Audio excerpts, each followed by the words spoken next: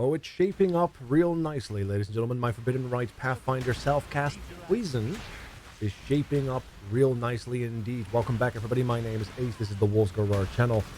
And I'm going to be going over my build in its current state at the time of the recording.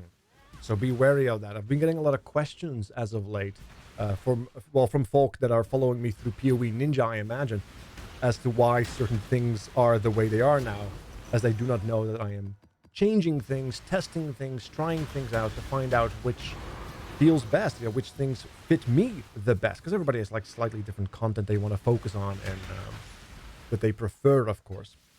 So I'll be going over that a little bit, but otherwise you can just check out the POB. Mind you, it's not the end state of this build. The end state will include, hopefully, a stasis prison, things like gathering winds, and, the craziness we saw in the last league as well, in the Sanctum League, that I was able to procure.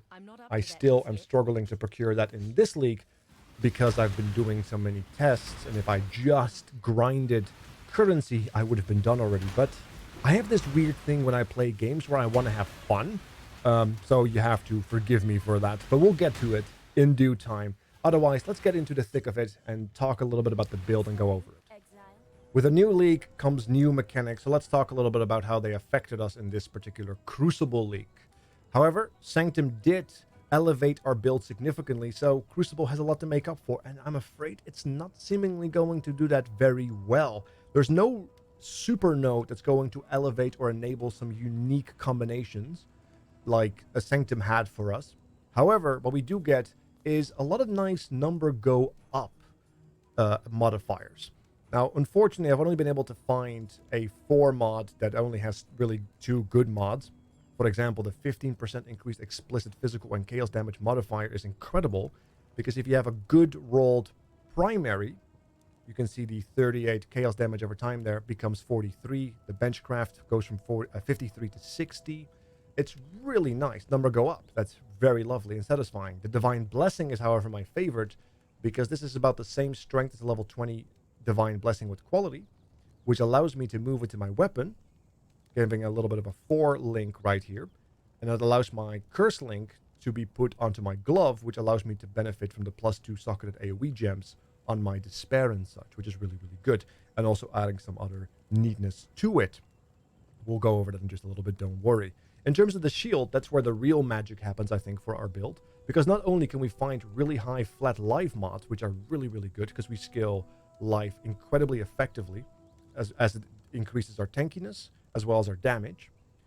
But also, we can get permanent charges, frenzy and endurance specifically. You can see it in the top left as well, where we just have no timer right here. Now, if you do that on a synth base, which you can get in varying degrees, may it be minimal endurance charges +2 or minimum frenzy charges +2 or both, this allows you to basically walk around with permanent capped out charges, which is really, really strong. It's nothing that's going to innovate the game in and of itself, but walking around with, +3 permanent endurance charges, or if you're really good and wealthy, +3 frenzy charges, or both if you have mirrors laying around because you're crazy like that, that's incredibly good, which of course would be the dream. Other than that, anything that gives you sustain, there's a really good mod that gives you Fist Ellie or Fist Chaos, I believe, which is really, really good for us, because anything that helps us mitigate physical damage is, of course, incredibly phenomenal. And there's also things like Spell Suppress gives life, or block on life and such. Unfortunately, block is not something we do often. That's perhaps better suited for occultists and necromancers and ascendants. Otherwise, I will be doing a bit of more of a deep dive once my shield is done crafting. But other than that, it's pretty much look for anything that make number go up or helps you solve any of the issues you might find on your build. There's nothing super innovative happening here just yet. Who knows? So let's talk a little bit about the gear that I've been crafting for the last few days. It's a bit of a mess right now, so bear with me, but I will go through it as quickly as possible. If you just want to take your time, you can check the POB down below. But this is a rune dagger. I happen to hit damage over time multiplier by accident at a max roll. Incredible cast speed, damage over time, benchcraft, chaos damage, chaos spell skill gems. This is exactly verbatim my weapon of choice that I made a video about on how to craft it. Incredible piece of equipment. The shield, same thing. Just the budget version. I would like to see myself have a synth based with the +2 to minimal frenzy and endurance charges in a crazy roll, but I'll take the frenzy charges. As you can see, we have life, hybrid life, the chaos spell, effective curses, a useless additional suffix, sadly, but we finish it off with a necessary suppress craft right there to give us capped spell suppress, which is very, very good. On our helm, this is a piece of incredible equipment. I'm very happy. This is probably better than my previous league. It does still miss its enchantment. I am too scared to give this piece of equipment to a stranger, and I have not been able to get lucky in lab myself. Maybe one day. But as you can see, temp change, curse effect, fizz to Ellie, need to elevate him still. Temp change, by the way, is the enchantment I'm looking for. Unless I want to get crazy and do some reservation stuff, but I don't think I'm that nuts. We have tier 1 max life, max rolled fracture. We have the socketed AoE gems and area of effect, which is nice. As well as the fizz to Ellie craft, strength essence, tier 1 lightning rest, which you can switch to any resistance we want, of course, due to the harvest craft and the switching thereof, as well as tier 1 spell suppress. This is an incredible piece of equipment. My goodness. Very excited to have crafted that live on stream, as my gloves have been as well. As you can see, no enchantment not needed, but if you want one, you can go for the frosts. Chill effects on enemies is always nice, of course. Poison on hit is mandatory. The implicit, at least 10%. Anything above that is kind of so-and-so. Chaos damage over time multi is, of course, one of the best multipliers. You could go for the if a pinnacle boss is in the neighborhood for a greater number for fighting Ubers and such, but I don't think you have to worry about it too much. Just make sure you elevate him, something I have not yet done. Tier 1 life, socketed AoE gems, incredible stuff, of course. Hybrid life, because life is awesome. Chaos resistance, tier 1. Tier 2 lightning rest, unfortunate, but still better than a useless suffix, as well as tier 1 spell suppress. An incredible glove. But it does not compare to my crafted boots that I've done today. As you can see, we are still working on the implicits because I need action speed before I start elevating. But we have the enchantment that is mandatory, tier 1 max life fracture. We have the onslaught and movement skill, which is not necessary depending on your setup, but I happen to hit it and I'm very excited about it. Hybrid life, because life is awesome. Intelligence essence, which I did specifically to facilitate my ability to have a lesser rolled onyx amulet in the future in case I want to get better implicits. That's the only reason why I slammed intelligence, to allow me to have that freedom as opposed to having to divine something. But also tier 1 spell suppress and tier 1 lightning rest, which was a lucky exalt slam, believe it or not. It's an incredibly, disgustingly good boot, and I'm very happy about it. On top of that, I already went over most things. We have the rings. These are verbatim crafted as per my guide on my YouTube channel. However, in the first time in 24, 25 crafts of this Vermilion ring, I've hit the Crusader mod that I'm after. Luckily enough, the catalysts also improve the life per enemy hit. This allowed me, by the way, to drop my vitality. But other than that, it's just cast speed, recoup, good suffix, Crusader mod, the bench craft for the mana cost, the unveiled life, as well as the percentage life of the base. You can also perhaps find a similar notion if you don't want to risk the Crusader slam. You could go for a synth base if you find like a really, really good one. And then you could maybe get onslaught and hit through there. That would be incredible if you could do that. That's probably worth sacrificing a Crusader slam for. Or if you do craft like a really, really good Vermilion ring or an incredible, or have that incredible synth base, you could also go for a Mirror of Calandra ring, Calandra's Touch or something. You can do some crazy things with that. But honestly, this is probably one of the best rings I've crafted for this build, so I'm going to be super excited about it. I'm also very excited about this one. Unfortunately, you can clearly tell that I missed the Crusader Slam with the maximum energy shield, which is useless. But other than that, it's verbatim the same ring, the Unveil Life, Cast Speed, Recoup, and I happen to accidentally hit Tier 1 Regenerate, which is also, Regenerate Life, which also gets boosted by the Life modifier, so I was very happy with that. So, very good rings. And then recently, I've also crafted this abomination of a belt.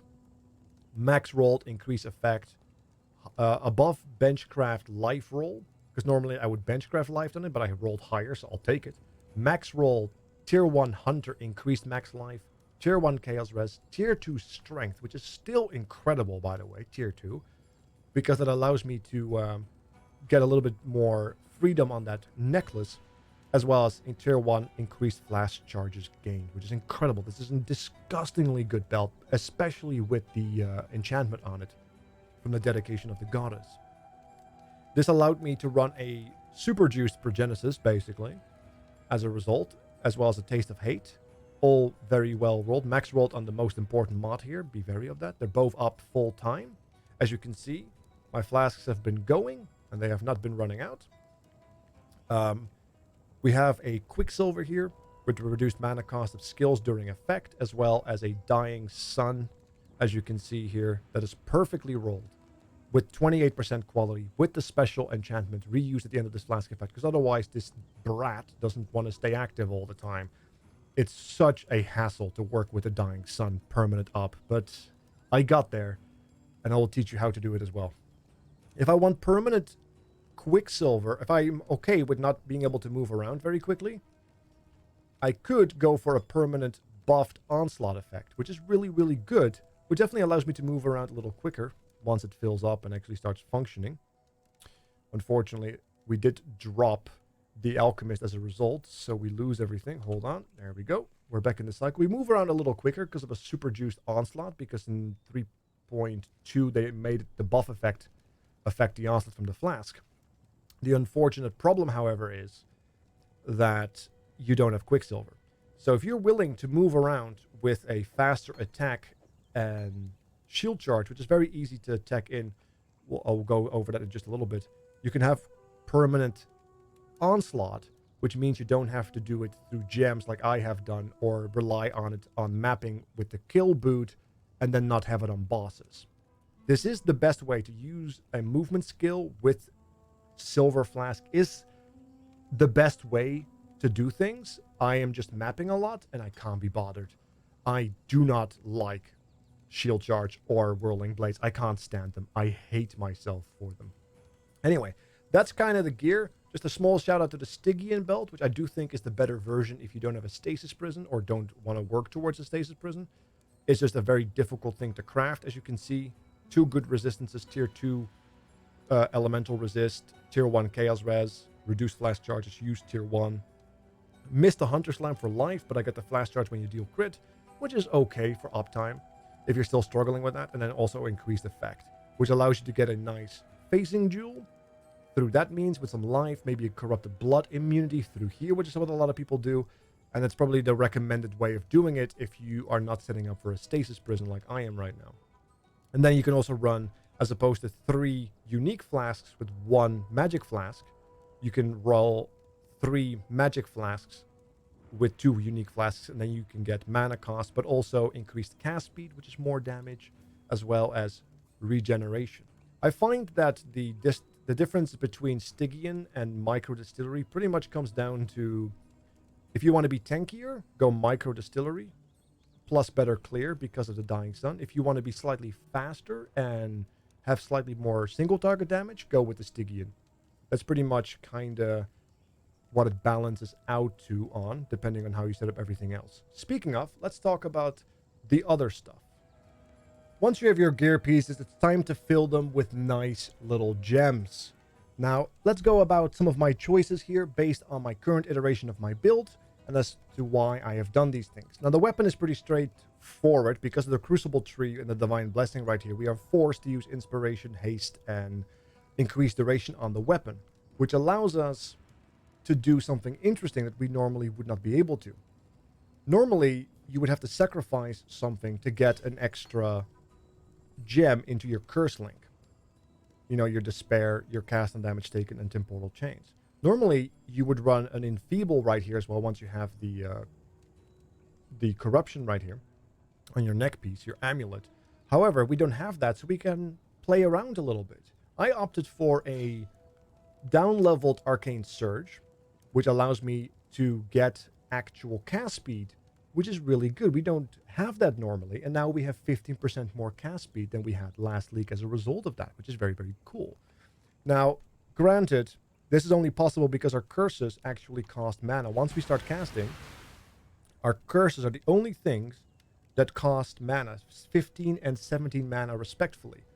You combine those two, that's 32. 32 times 2 is 64, which is exactly the amount of mana required. So you need to go through 2 cycles of curse casts to be able to keep up your Arcane Surge. Make sure that you have the Divergent one so it lasts longer.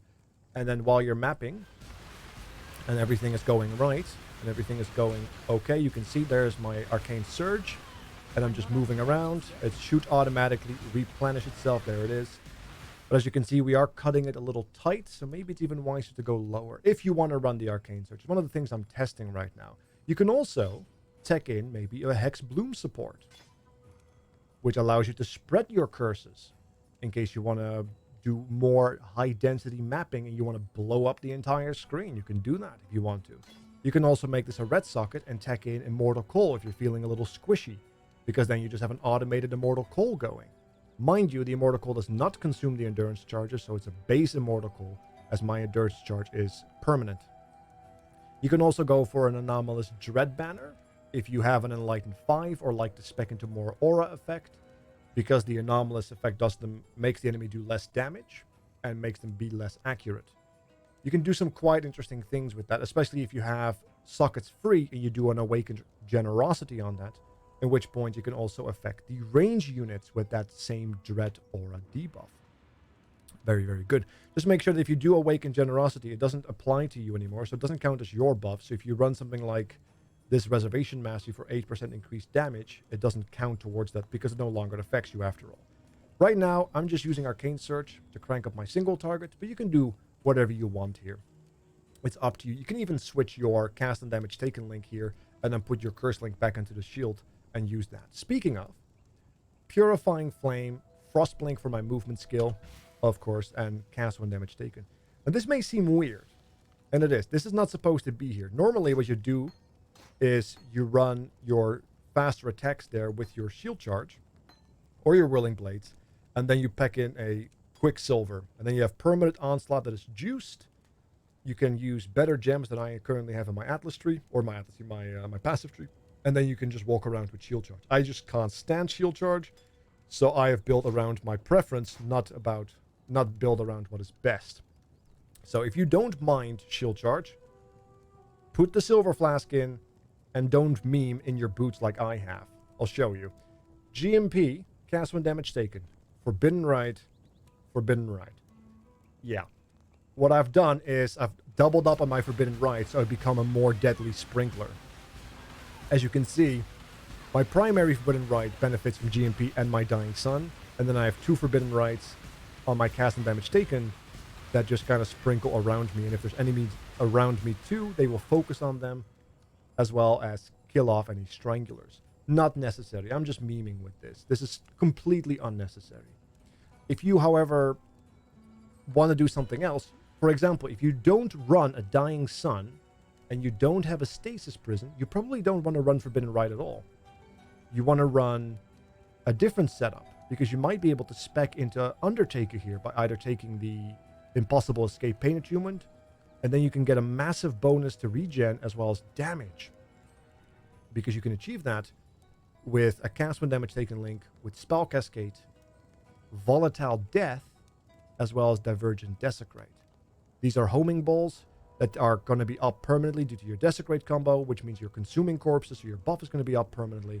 Massive damage, massive regen, and then the balls, they will find out where the enemies are. It's just a bit of an FPS killer, and it's an incredible lack of clarity on the screen, which is unfortunate. However, if you do run a Dying Sun, Forbidden Rite becomes better, or Blazing Salvo, or even Lightning Bolt becomes better because of the extra projectile. Volatile does not interact with those projectiles from Dying Sun. Or if you have a Progenesis, Forbidden Rite's better because you heal from hurting yourself more than you do damage, right? So, but that should be pretty straightforward. I'm currently memeing. The best thing to do is to tech in your Purifying Flame back into this tree right here. Then use your Frostblink on the shield, and then tech in your movement skill of choice, basically. That's the best way to do it, but I'm memeing. That's why, in case more people got confused because of the POE ninja thing. Aside from that, yeah, we got your Malevolence, Purity, and Herald of Agony. You know, your Purity and Malevolence got a bonus from the +2. We also have an Enlightened 4 for the mana reservation, which is comfy. And on top of that, yeah, the 6 link is expected. Divergent Forbidden Rite. the AoE is just nice. It helps us get better coverage. Not necessary. Any 21 Forbidden Rite will do. Unbound Ailments Awakened. I'm still leveling it. I probably should get some of those beasts going. Same thing with all the other Awakened gems. Anomalous Greater GMP. Mandatory for the obvious reasons. The cost reduction. Awakened Void Manipulation. Just more damage. Need to get that leveled up further as well. Awakened Deadly Ailments. I have leveled that up correctly. Maybe I can corrupt it. Maybe I'm feeling frisky enough. And then we have the Anomalous Spell Echo. Some people have been asking me about the Awakened Spell Echo. It doesn't work because we're getting poison damage, and double damage does not make poison better. So get the Anomalous, because the Anomalous gives you more cast speed. Or increased cast speed, not more cast speed, but increased cast speed, which is what we desperately desire on this build. The more cast speed, the better the build feels and the more damage we will do as a result. So that's the gems for you. Hopefully you can mess around. However, mind you, I have done this without vitality, right? Because I have the gain 14 life per enemy hits with spells, which is what you kind of want minimal to be able to replace your vitality. However, if you don't have mana reservation, you can also bind it to an arrogance support. Just keep it at level 1, bind it to arrogance. You will lose a little bit of life, like less than 100, but you will have vitality active, which allows you perhaps to do something interesting on the tree as well with the mastery. +1 max elemental res, who knows? Maybe a little bit tankier, who knows? It's up to you. But this is my setup, and I'm memeing, and I will probably switch to the Quicksilver Flask setup, and I will tell you in just a second as to why that may be. Let us discuss the passive tree. I will go through it as if I was speccing it naturally in no particular order, just to have a bit of a sequence to the explanation. But first and foremost, the actual Ascendancy Pathfinder. We're using a micro distillery belt, which means we only spec 3 nodes right now. Master Toxicist, Nature's Reprisal, and Nature's Adrenaline. We do not spec Nature's Boon. That's what you do if you have a Stygian, because if you're running a Stygian, you will be running 3 magic flasks, making Nature's Boon incredibly powerful. Now it only would affect Quicksilver, which doesn't do much for us. Or the Silver Flask if you were to run that instead. Instead, we take another minor node, which is mandatory to be able to run Dying Sun permanently in the setup that I currently have, as well as giving Dying Sun, Taste of Hate, Progenesis, as well as Quicksilver, 5% additional flask effect. So that's why we're doing it that way. Now, speaking of going that way, if we go down the tree at the beginning right here, we pick up Ballistics due to the Keystone, the buff to the Keystone through the Jewel, for more flask charges gained, and then it's 2 points for Heart of Oak. We pick up 1 flask effect extra node here, a minor one. We don't need Primal Spirit because we have enough stats, but this allows us to cast our cast and damage taken links completely and 100% free. Without this, they may take 1 to 2 mana, which is not a problem, but I'd rather have them permanently free just in case I end up getting mana drained or something happens to my mana that prevents it from allowing them to cast, right? So this is just making it free, but you could technically drop this if you're feeling frisky. We pick up Charisma with the 8% increased damage. You can also remove this if you feel like you have enough damage, or go for more percentage scaling if you have additional auras. Maybe you run that banner after all, who knows. Keystone, mandatory for the micro distillery belt version. If you have Stygian, you don't even spec this. Gem slot for the actual jewel, of course. We pick up Wasting with the new Wither Mastery. Due to the amount of excessive hits we do, this is going to trigger constantly with our Ascendancy node, giving us 15 Wither debuffs permanently on everybody, on top of course, enemies that are withered take -6 to all resistances, which is really, really nice. Revenge of the Hunted, just an incredible good node for life. And Spell Suppress, due to its mastery change, 15% is now here found on the Evasion Mastery, as opposed to the Spell Suppress Mastery. Let's go down here. This allows us to get capped and get a little bit more damage reduction out of it. We pick up a gem slot for a nice jewel, recoup life, damage mods. Another life wheel, very lovely. With the life mastery as well, flat life, very important. And then we pick up natural remedies because we are a flask-based build. I have opted not yet to go for thick skin. I might ultimately spec down here and pick that up. But since it's 5 nodes for essentially 25% life, it's 5% life per node. You could definitely do it. It's probably one of the best ways after this, but I think I want to get level 100 and maybe remove a cluster or optimize some other aspects of my build before I see if I want to actually do this. Because I already have more than 5k life, and I don't even have a stasis prison yet, so I don't think it's necessary. Going back up, we get the clusters, touch of cruelty, unspeakable gifts, leading to a spiked concoction with fasting, as well as a brood for potency with flow of life. Just value clusters. I'm currently running a Forbidden Flame and Flesh for Rapid Assault to get permanent onslaught, because I hate using Whirling Blades or Shield Charge. Otherwise, I'd be running a permanent Silver Flask. I do have it ready, and I do have the gems right here, which then would allow me to maybe spec into increased onslaught effect to buff the onslaught even further. Or, if you're rich, and this is the best option, this is ultimately also the option that I want, so I'm going to have to get over myself, is Gathering Winds. Permanent Tailwind, increased effect of Tailwind.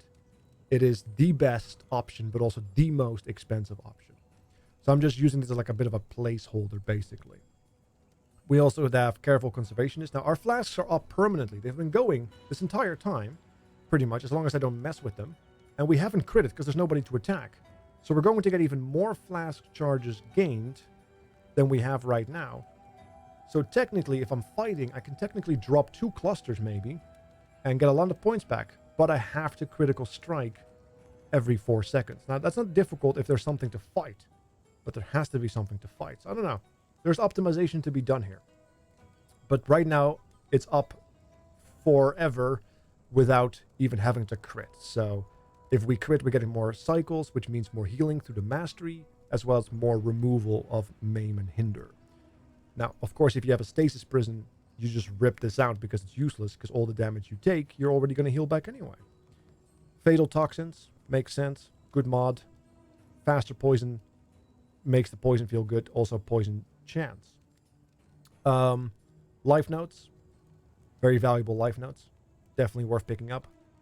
Impossible Escape. This is a new tech. I was running Impossible Escape on Pain Attunement to pick up some stuff here, which I would do if I run Stygian, because then I can also run the Corpse Consuming 4-link to get Undertaker, which gives me 30% increased damage and regen, and I can also pick up Melding. And I don't have this path down here to pick up Steeped in the Profane with its both clusters, which is really, really valuable. However, we are using it as a pseudo-anoint right now, since we're still using a double ganger. Quick recovery point, which is very nice. 1 point for 7 life and 0.8 regen. Absolutely good. And then the necessary essence extraction. My plan is to get a stasis prison and then drop the anoint of infused flesh and then simply anoint essence extraction, assuming I want to keep with the micro distillery belt and running a dying sun. Because I could also switch to a regular ruby and just get a nice little craft there with cast speed or something and actually do more single target. So that might also be an option, preventing me from having to anoint this at all. At that point, I might be able to anoint Steeped in the Profane and save even more points. There's options, but this is what I'm running right now. Infused Flesh because of the double ganger, Essence Extraction because of the Dying Sun, and then we skip down here for the Steeped in the Profane as a result. Speaking of recoup, this new cluster is incredible. This mastery is broken. If you run lots of recoup, especially if you run a stasis prison, incredible mastery. More life, a little bit of strength, very useful. The necessary Serpentine Spell Slinger, because it's a lot of damage, plus poison chance to hit. And then we take a mastery that makes us basically crit immune.